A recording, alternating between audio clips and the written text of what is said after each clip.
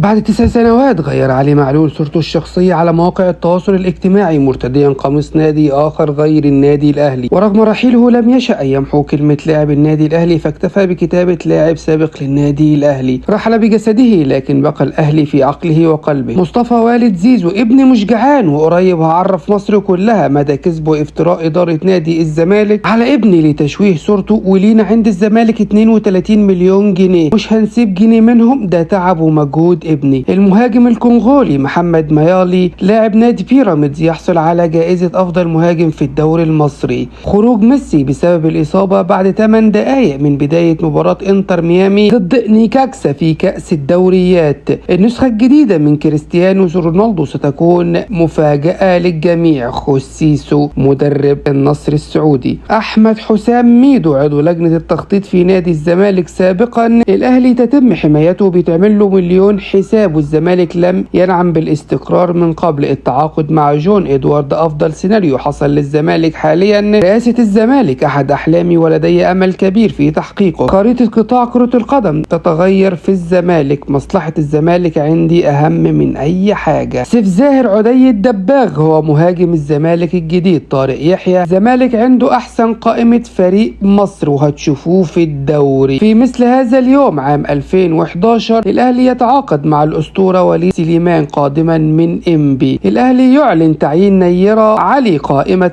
بأعمال المدير التنفيذي لشركة النادي الأهلي لكرة القدم. والزمالك يقترب من التعاقد مع عدي الدباغ قادما من نادي شارلورل البلجيكي. رئيس الفريق الطبي بالزمالك في اعترافات مثيرة. أغلب لاعبي الزمالك لم يتم لهم إجراء الاختبارات الطبية أو عمل فحوصات طبية، كما اعترف أيضا بأن وسطاء في مجلس إدارة الزمالك كلفوه بالقيام بدور الوسيط بينهم وبين أحمد سيد زيزو لإقناع اللاعب بالبقاء وعدم الرحيل عن النادي. كما صرح أيضا رئيس الأطباء بالزمالك بأن جميع اللاعبين المنضمين حديثا للزمالك لم يتم إجراء فحوصات طبية لهم. سيف زاهر مصطفى زيكو لاعب زد سينتقل خلال ساعات لأحد الأندية الكبرى في مصر. إمام عاشور من حفل دير جيست يفوز بجائزة أفضل لاعب خط وسط وهداف الدوري المصري. طه عزت أي حد مش هيجي مباراة هو منسحب، وفي الموسم المقبل اللي هينسحب هيتخصم منه 6 نقاط، 3 نقاط للانسحاب من المباراة و3 نقاط إضافيين. سيف زاهر محمد الشناوي جاله عروض في الساعات الأخيرة وقال للمدير الرياضي وشركة الكورة يبلغوا الكابتن محمود الخطيب بوجهة نظره لو هما مش عايزينه، بعد ما في ناس بتقف له على الكورنر وبتحاسب على النفس هو هيقدم لهم عروض بس تم التمسك به. أمير هشام عبر بلس 90 اليو ديانج رحب بتجديد عقده مع الأهلي ويرغب في استمراره مع النادي، لكن يرغب في اللعب أساسيا، خصوصا أنه يرى أنه ظلم في فترة مارسيل كولر. النادي الأهلي عرض على اليو ديانج الحصول على الموسم الأول على $1,000,000 وتزيد $100,000 كل موسم، خصوصا أن راتبه لا يتعدى $700,000 في عقده الحالي مع النادي. وفقا لتأكيدات محمد يوسف فالمفاوضات تسير بشكل جيد مع ديانج. محمود الخطيب رئيس النادي الأهلي يفوز بجائزة أفضل رئيس نادي في مهرجان الأفضل دير جيست. علي معلول سجل هدف من ركلة جزاء مع الصفاقسي في مباراة الودية اليوم. كولر حصل من النادي الأهلي على 8 شهور من راتبه عبارة عن شهرين باقي راتبه عن 2025 وراتب شهرين مكافأة الفوز ببطولة الدوري المصري موسم 24-25، وتحصل أيضا على راتب شهري إضافي عن بطولة كأس العالم للأندية بالإضافة إلى 3 أشهر للشرط الجزائي. الأهلي يستقر على رحيل سمير محمد لعدم الحاجة له في الموسم المقبل. منصة 24 تنشر تفاصيل واقعة فندق الزمالك مع هتاف زيزو. عبد الله السعيد بمجرد أن سمع الهتاف رفض الدخول وخرج من جديد مستدعيا جون إدوارد. جون إدوارد تقدم بشكوى لإدارة الفندق احتجاجا على ما حدث، ظنا منه أن المقصود هو تسكير النادي بانتقال زيزو إلى الأهلي، ولكن إدارة الفندق أوضحت أن العريس اسمه زياد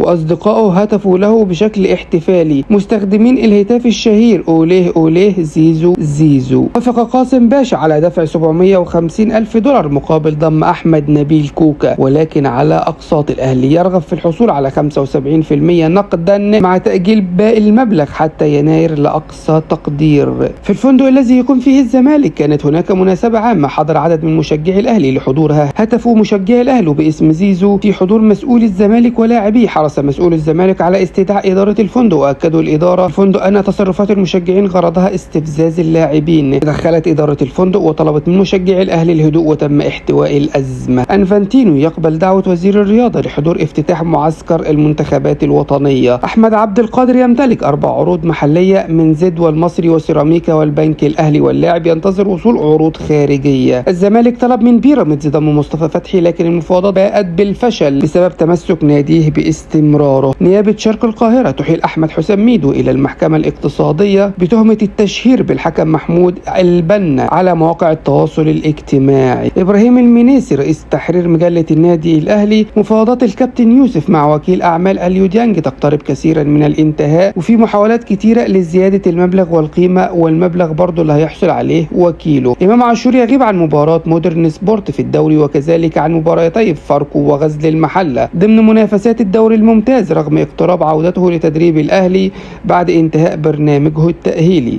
مصدر برابطة الأندية: مسؤول رابطة الأندية المحترفة طلبوا مندوبي الأندية على هامش قرعة الدوري بضرورة إرسال مقترحاتهم بشكل رسمي لتطوير مسابقة الدوري بدلا من الاكتفاء بالإدلاء بها شفهيا أو عبر وسائل الإعلام. محمد النني ضمن المرشحين لجائزة أفضل لاعب في الدوري الإماراتي لموسم 24-25 من اختيار الجمهور. عدد من مسؤولي الكرة طالبوا بضرورة تسويق أشرف داري بسبب كثرة إصابته وضم بديل أجنبي، ولكن محمد يوسف رفض بسبب ضيق الوقت. دخل محمد يوسف المدير الرياضي للنادي الأهلي في صراع مع الوقت لإنجاز ملف تسويق الخماسي رضا سليم وأحمد عبد القادر وسمير محمد ومصطفى مخلوف ومصطفى البدري قبل إغلاق باب القيد المحلي الأربعاء المقبل. جماهير نادي الزمالك لجماهير الصفاقسي: يا هناكم يا سعدكم، علي معلول عندكم. والنادي الصفاقسي ينشر بوست يقول فيه: قل للزمان ارجع يا زمان.